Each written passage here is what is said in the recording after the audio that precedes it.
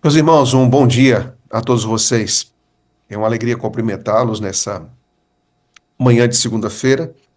Eu estou aqui em casa agora, então, bem, eu quero aqui passar algumas informações para vocês que vocês podem considerar importantes antes de abrir aqui a Bíblia. Eu agora sou pastor da Igreja Central de Brasília e quero dizer para vocês que para mim é um enorme privilégio, uma honra ser pastor dessa igreja. E esse ministério, ele continua de uma forma assim mais diferente, mas conservando a mesma essência. E a essência do ministério é estar perto de ovelhas, estar pregando, é estar ajudando a igreja, é estar inspirando essa igreja. E eu estou muito feliz por isso. E, claro, nesse momento, eu tenho certeza que algumas ovelhas aqui da Igreja Central de Brasília que se faz presente e muito obrigado também pela presença de vocês nesse momento aqui.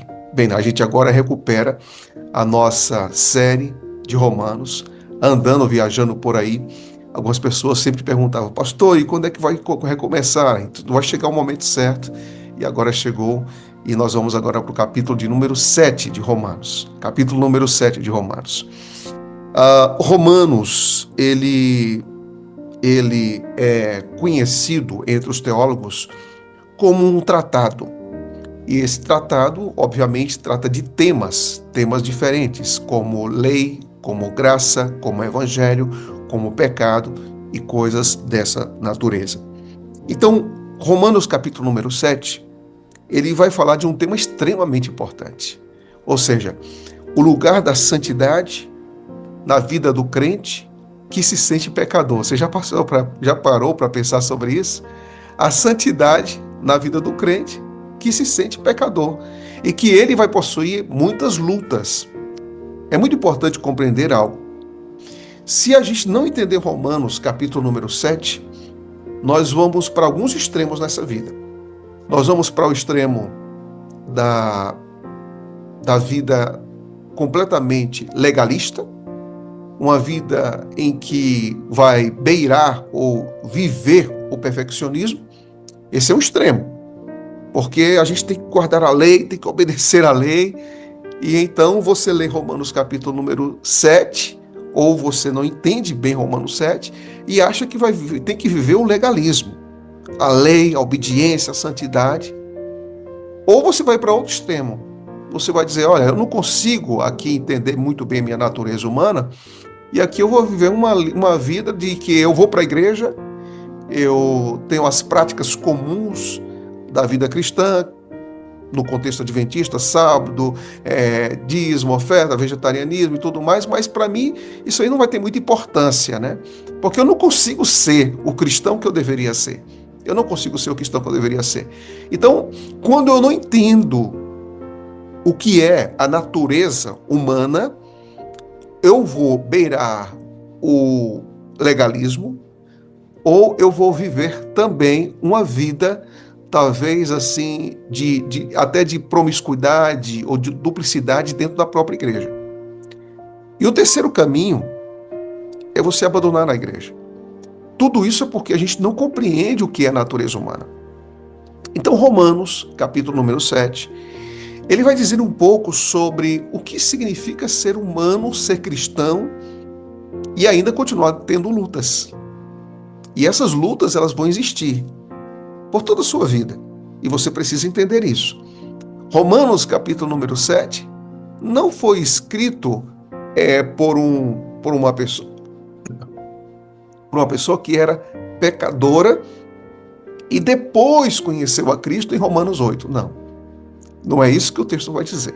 O texto vai dizer que Romanos, capítulo número 8, ele é uma descrição da pessoa que ama a Deus, mas que tem suas lutas dentro da sua natureza carnal. Abra sua Bíblia, por favor, em Romanos. Nós vamos aqui do capítulo número 1, do capítulo 7, perdão, do versículo de número 1. Paulo vai falar sobre a lei e as paixões. Paulo vai fazer uma descrição, que eu diria aqui, uma descrição genérica sobre a situação da lei e do pecado. Olha o que ele diz aqui. Versículo número 5, ele diz assim: porque Quando vivíamos segundo a carne, as paixões pecaminosas despertadas pela lei operava em nossos membros a fim de frutificarem para a morte. Agora, porém, estamos livres da lei, pois morremos para aquilo a que estávamos sujeitos, para que sirvamos de maneira nova, segundo o Espírito, e não da maneira antiga, segundo a letra. Paulo, ele vai falar da lei moral e também Paulo vai falar sobre a lei do pecado que prevalece em nossa vida. Parece que quando você lê esse texto, fica tudo bem, mas não é isso que acontece. Então ele se volta novamente para a lei e vai dizer o seguinte: qual o papel da lei? Qual a importância da lei? Qual a relevância da lei? Paulo então ele vai agora fazer uma colocação, um posicionamento sobre como a lei deve ser enxergada pelo cristão. Aí ele diz, versículo número 7, que diremos então? Que é a lei pecado? De modo nenhum. Mas eu não teria conhecido o pecado a não ser por meio da lei, porque eu não teria conhecido a cobiça se a lei não tivesse dito, não cobiça. Paulo então começa a fazer uma descrição. Paulo diz, olha, a gente está vivendo um espírito, mas vamos esquecer da lei? A lei não tem importância nenhuma? Não é isso que ele diz. Mas esse não é o tema central de Paulo. Ele vai dizer, olha, a lei está aqui, mas existe uma outra lei que é a operação do pecado em nossa vida, mesmo sendo cristão. Como a gente vai agir diante dessa realidade? O que Deus espera de nós e o que nós temos a oferecer aqui, no nosso corpo e na nossa mente. O que Deus espera de nós é a vida em obediência e completa santidade. Mas o que existe dentro de nós é uma coisa muito diferente. Depois ele diz, mas o pecado, aproveitando a ocasião dada pelo mandamento, despertou em mim um tipo de cobiça, porque sem lei o pecado está morto. Por quê? Porque o pecado, a lei reaviva o pecado. Houve um tempo em que nem a lei, sem lei, eu vivia. Mas quando veio o mandamento, o pecado reviveu e eu morri. Ou seja, a lei sempre ele aponta para o pecado, sempre evidencia o pecado, sempre ele traz luz sobre o que é o pecado. Esse é o papel da lei. E olha o que ele diz. Eu verifiquei, versículo de número 10, eu verifiquei que o mandamento me havia sido dado para a vida, e esse se tornou mandamento para a morte. Porque o pecado, aproveitando a ocasião dada pelo mandamento, me enganou e por meio do mandamento me matou. Então Paulo aqui está dizendo, a lei dá evidência do pecado. Só que quando o pecado se torna evidente em minha vida, o salário do pecado é a própria morte. Ou seja, a lei reaviva o pecado porque dá evidência ao pecado, mas quando eu tenho consciência do pecado, o que acontece? Eu me sinto morto. E olha o que diz mais no versículo número 12. Assim, a lei é santa, e o mandamento é santo, justo e bom. Então, veja bem, Paulo, em Romanos, capítulo número 7, versículo 12, ele diz, olha, se a lei, ela aponta para o pecado e me diz que estou em adultério, que estou em mentira, que estou em desonra, que estou em cobiça, que eu estou em transgressão, então o pecado, ele está falando de algo que, a lei, está falando de algo que é santo e que é justo, porque está descrevendo ali o doente de uma maneira muito clara e nos mínimos detalhes. Mas além disso, a lei também, ela é santa e o mandamento, ele é justo e também é bom. Por que é bom? Porque se a lei está reavivando o pecado e nós está dando evidência do pecado, Deus não quer que a gente viva na condição de pecado, porque Ele quer nos salvar. Por isso que a lei ela tem um propósito de apresentar algo, ou seja, apresentar que o caminho que nós estamos seguindo é um caminho completamente difícil, é um caminho que nos leva à morte. Então a lei está dizendo o seguinte, a lei está dizendo, olha, não é por aí, não é esse caminho, não é essa escolha, não é essa decisão. Ok. Mas olha só, versículo número 13. Então aquilo que é bom se tornou morte para mim, ou seja, aquilo que é bom. O que é bom para Paulo? A lei se tornou morte para mim? De modo nenhum.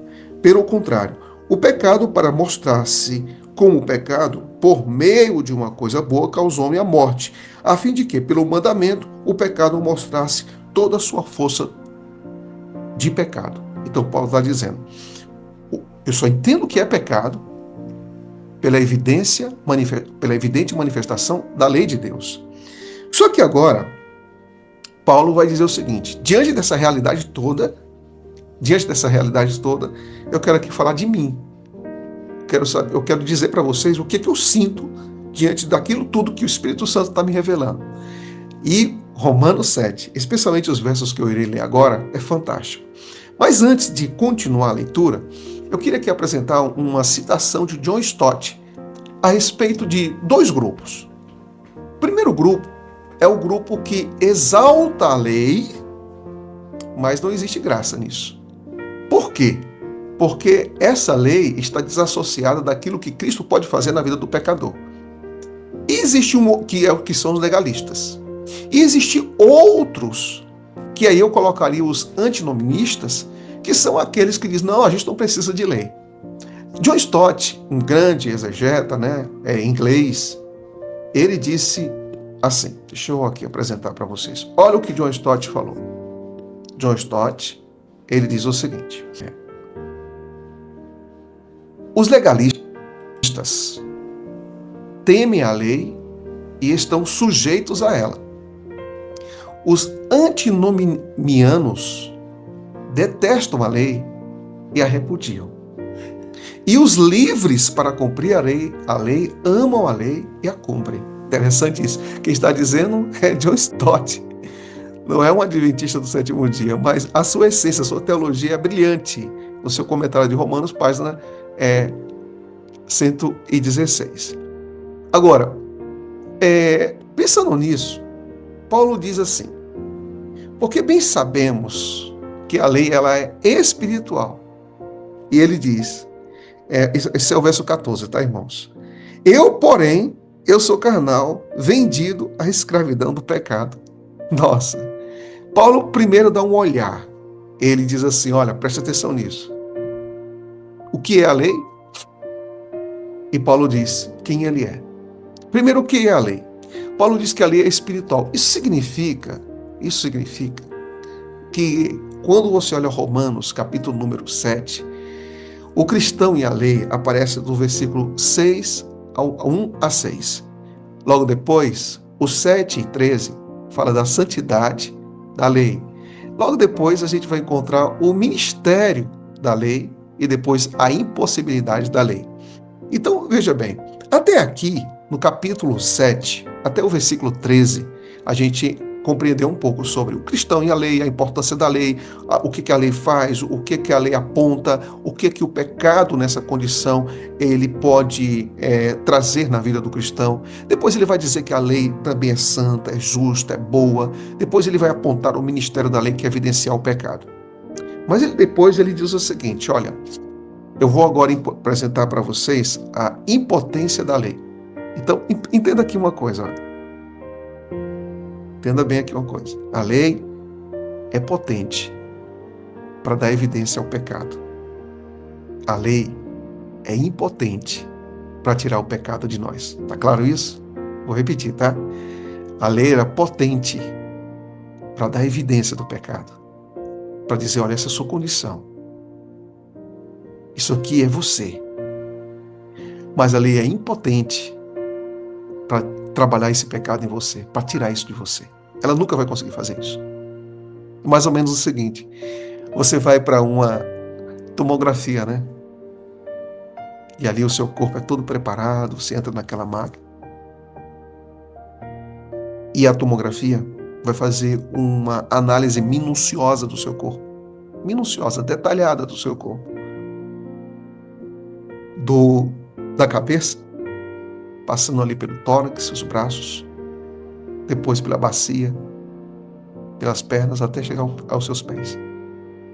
E vai dizer onde está errado. Um tumor, um nódulo, alguma coisa desse tipo. Mas aquela máquina é incapaz de curar você. Aquela máquina, qualquer exame que a gente faça, a máquina, o aparelho, não pode curar. Ele só pode apontar. O papel da lei não é curar.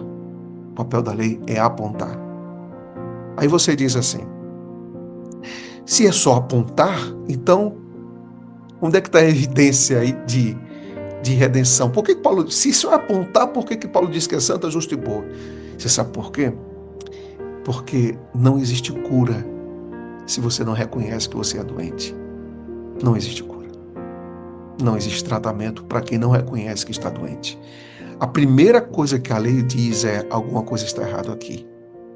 E a gente precisa se convencer disso. Existe alguma coisa que está fora do lugar aqui.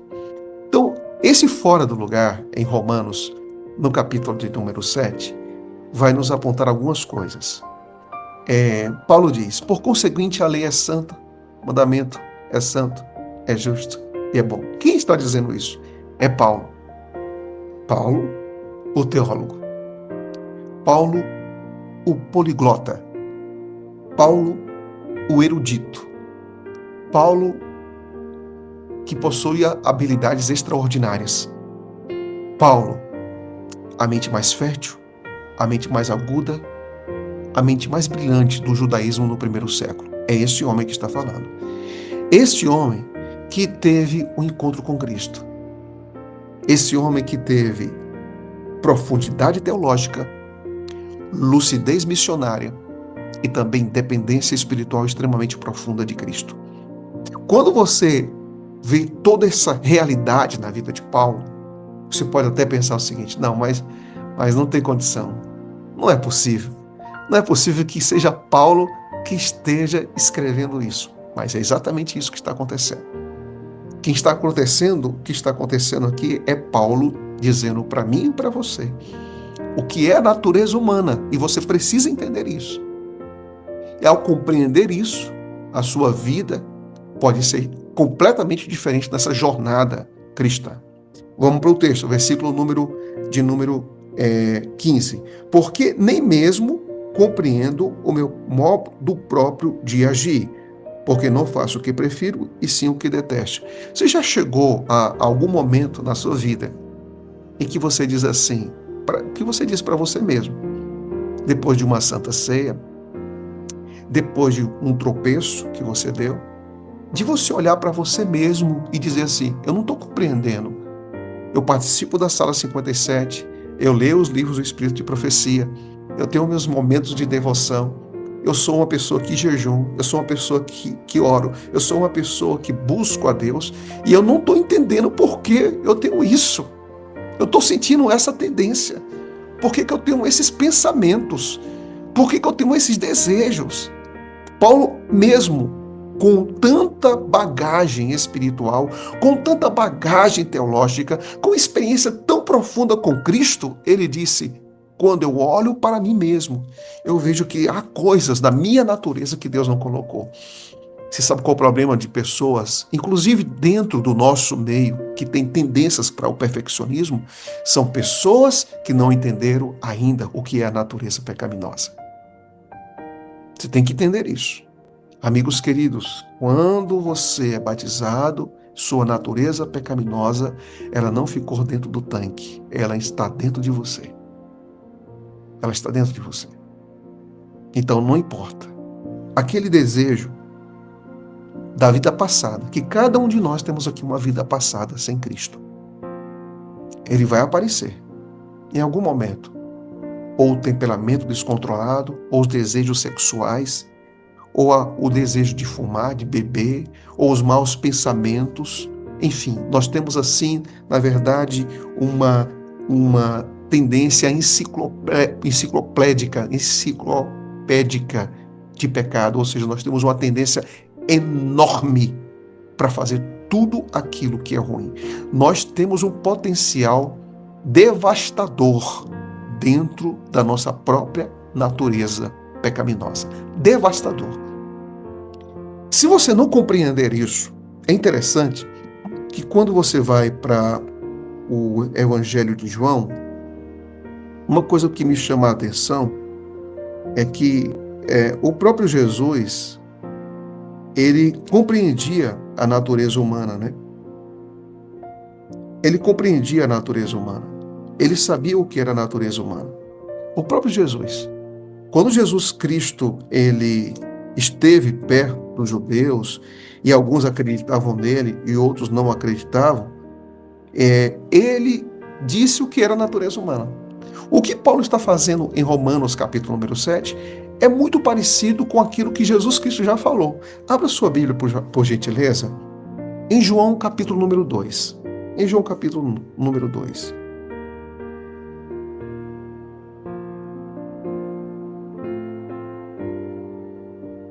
Olha o que diz, no versículo de número 25. Tá? O que é essa natureza humana?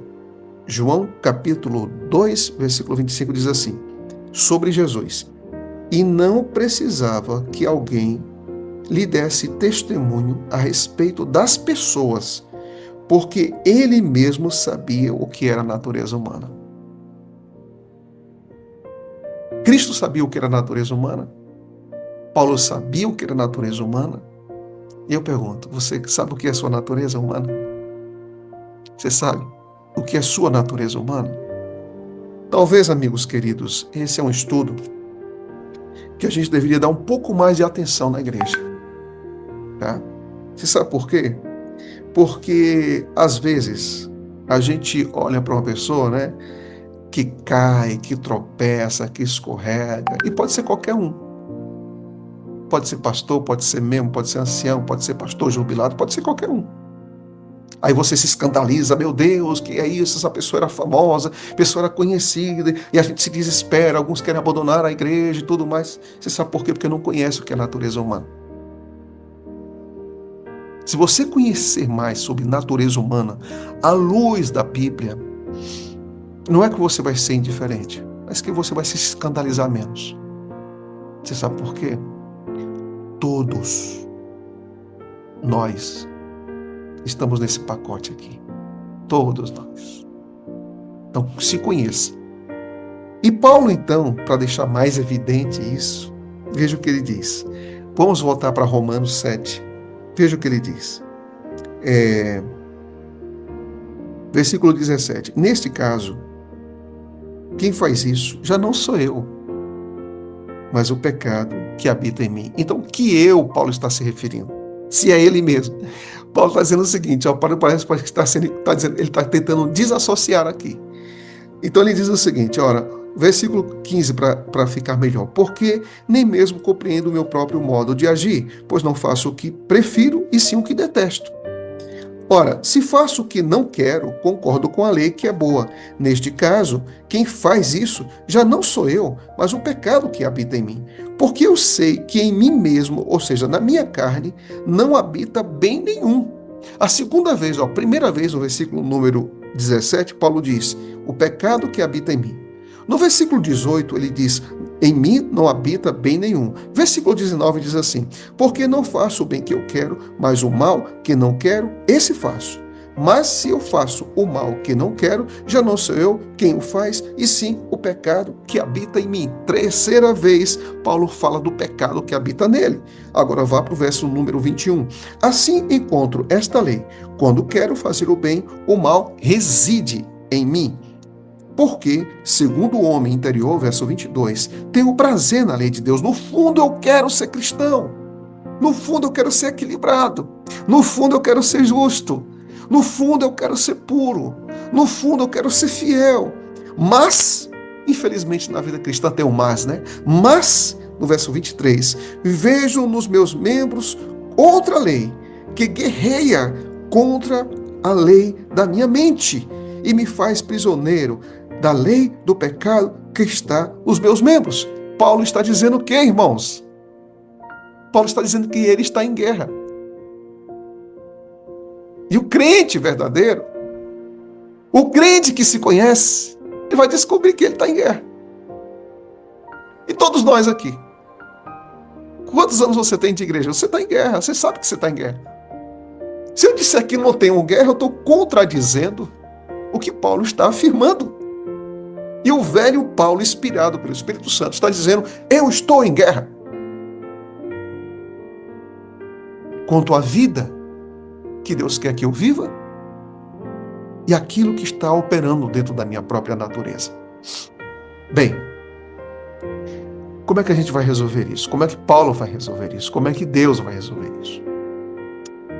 É interessante nós considerarmos aqui o que é pecado voluntário e o que é pecado involuntário. Romanos 6, versículo 12 e 13 diz assim: Não reine, portanto, o pecado em vosso corpo mortal, de maneira que obedeçais às suas paixões. Nem ofereçais cada um os membros de seu corpo ao pecado, como instrumento de iniquidade, mas oferecei-vos a Deus como ressurreto dentre os mortos, e os vossos membros a Deus como instrumentos de justiça. Ou seja, Paulo está dizendo o seguinte: olha, não vivam uma vida de independência, de pecado. Você sabe que está errado, você insiste nisso, você se distancia de Deus, você mergulha em prazeres que não vão levar a uma vida de satisfação e de realização, mas uma vida de vazio, de busca de sentido, de propósito, e uma vida que não leva a uma construção, mas sim uma destruição. É aquele pecado que fazemos voluntariamente.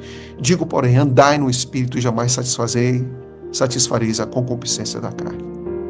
Ellen G. White vai comentar sobre isso. Preste atenção nesse verso, nesse pensamento. Ela diz: cada cristão, por aquilo agora que está dentro da sua própria natureza, será assaltado pelos encantamentos do mundo. Preste atenção, sobre três coisas. Três coisas: os clamores da natureza e as tentações diretas de Satanás.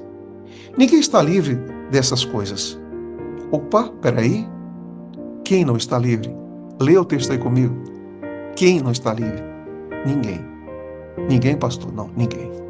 Não importa qual tenha sido a nossa experiência, não importa como elevada a nossa posição, precisamos vigiar e orar continuamente. Temos de ser diariamente guiados pelo Espírito de Deus ou haveremos de ser dirigidos por Satanás. Quais são os recursos em que o pecado age em nós? Encantamento do mundo, aquilo que a natureza pecaminosa está pedindo, e aquilo que é as tentações diretas de Satanás. Agora eu quero apresentar algo para vocês. Quando a gente compreende um pouco isso, a gente vai descobrir uma coisa bem interessante. Que pecado, irmãos, não é só transgressão da lei. Pecado também é transgressão da lei. Pecado é transgressão da lei e pecado também é a condição da nossa natureza que nós temos em nossa própria vida. Então, o pecado, ele é, então, atos e também é condição. Se eu só trabalho atos em minha vida, eu posso dizer o seguinte: tá bom, ok, eu dou dízimo, guardo sábado, eu honro meu pai, minha mãe e tudo mais, tá tudo certo. Então, não existe pecados em minha vida como ato. Mas só que, se a natureza clama por algo contrário, então isso quer dizer que você ainda vive na condição de pecador. E essa condição de pecador vai estar conosco até que Jesus Cristo volte. Por quê? Porque Paulo diz que este corpo pecaminoso, 1 Coríntios capítulo 15, tá? Não esqueça disso não. Esse corpo pecaminoso deverá ser revestido de quê? De quê? Tá? Então ele fala de impecaminosidade. Esse corpo mortal, ele vai ter que ser revestido de quê? De imortalidade. É só ler 1 Coríntios capítulo 15. Você tem que ler 1 Coríntios capítulo 15 para entender que esse corpo pecaminoso, ele só deixa de ser pecaminoso com a volta de Cristo. Esse corpo mortal, ele deixa de ser mortal só com a volta de Cristo. Então ponha isso na sua cabeça para que você não sofra tanto. Aí agora, vamos lá. Nessa realidade toda, veja o que é a natureza e a manifestação do pecado. Pecado voluntário, de acordo com Hebreus, diz assim: porque se vivermos deliberadamente em pecado, depois de termos recebido o pleno conhecimento da verdade, já não resta sacrifícios pelos pecados, pelo contrário, certa expectação horrível de juízo e fogo vingador prestes a consumir os adversários. Paulo está dizendo o seguinte: você não pode viver em pecado se você um dia conheceu a Cristo. Esse é o pecado voluntário. Só que existe o pecado involuntário. E é esse aqui, ó.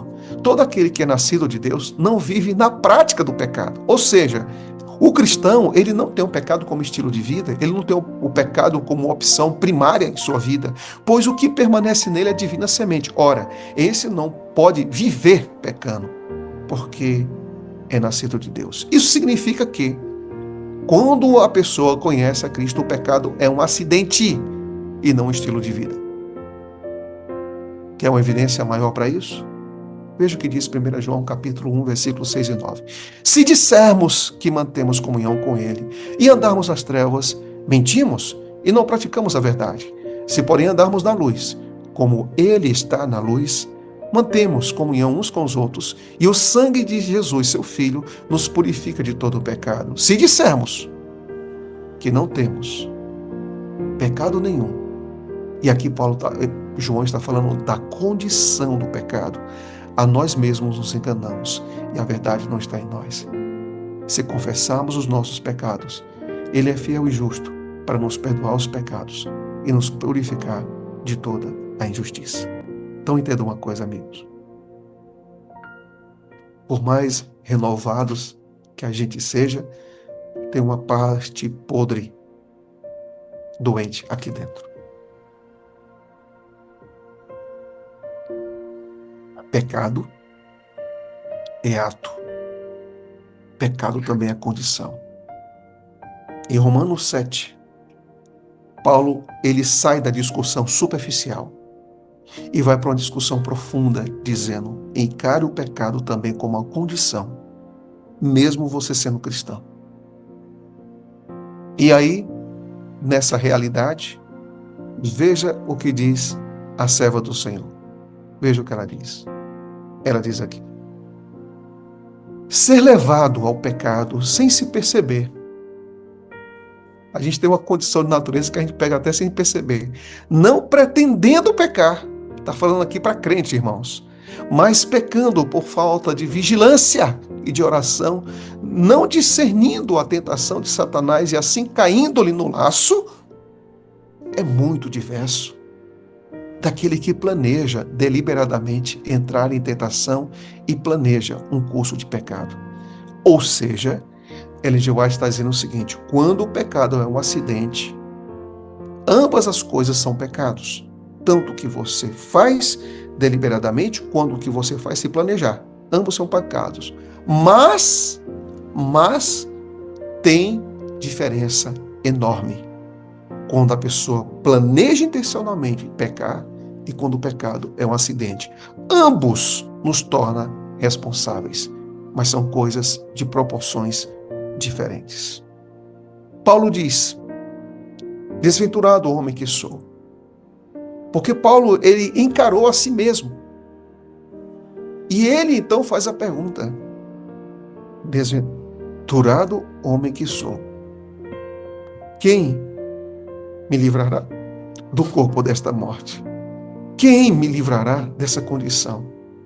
Mas Paulo, ele faz a pergunta, e para que você tenha a resposta correta, é necessário fazer a pergunta correta. Quando você lê Bíblia, se interesse nas palavras, nas pontuações, para que você saiba que cada palavra que está lá faz sentido. Põe os seus olhos no capítulo de número 7 e veja a pergunta que Paulo faz no versículo 24. E aqui Paulo vai apresentar um detalhe. Um detalhe. Ele diz: miserável homem que sou.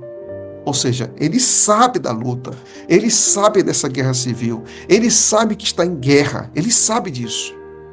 E olha o que ele fala: quem me livrará do corpo desta morte? Paulo não diz o que livrará a ele daquela condição. Onde está o livramento? Onde está a força? Onde está o poder? Onde está a suficiência que eu necessito para dar o próximo passo, para progredir e não regredir na vida cristã? Paulo não diz o que, amigos. Paulo não constrói sua pergunta perguntando o quê. Bom, vamos aqui dar uma olhadinha, quando Paulo ele encontra-se com Jesus em Damasco, ou Jesus encontra com Paulo em Damasco, né? É interessante nós percebermos deixa eu dar uma olhadinha aqui rápida, em Atos 9, né? É interessante nós percebermos que Paulo, ele tem 3 ocasiões em que ele fala da sua relação com Cristo, como ele conheceu a Cristo. E em um desses relatos, Paulo vai dizer o seguinte: Senhor, o que eu devo fazer? E então, claro, porque Paulo era um fariseu, e tudo era o que ele deveria fazer. Só que quando você olha para Paulo mais maduro, e é interessante, né? Abre aqui um parênteses, né? Quanto mais maduro você for como crente, mais você vai estar consciente da sua condição, viu? Posso repetir isso? Você quer saber o que é o crente maduro? É uma pessoa que sempre vai conhecer sua condição. Ele nunca vai perder de vista a sua condição. Paulo, quando faz a pergunta, quem me livrará do corpo dessa morte? Ele já disse o seguinte: é uma pessoa. É uma pessoa que vai trabalhar em minha vida. E aí, então ele diz, olha o que ele fala no versículo 25. Graças a Deus por Jesus Cristo, nosso Senhor. De maneira que eu sou de mim mesmo, com a mente eu sou escravo da lei de Deus, mas segundo a carne eu sou escravo da lei do pecado. Mas ele diz o seguinte: graças a Jesus Cristo.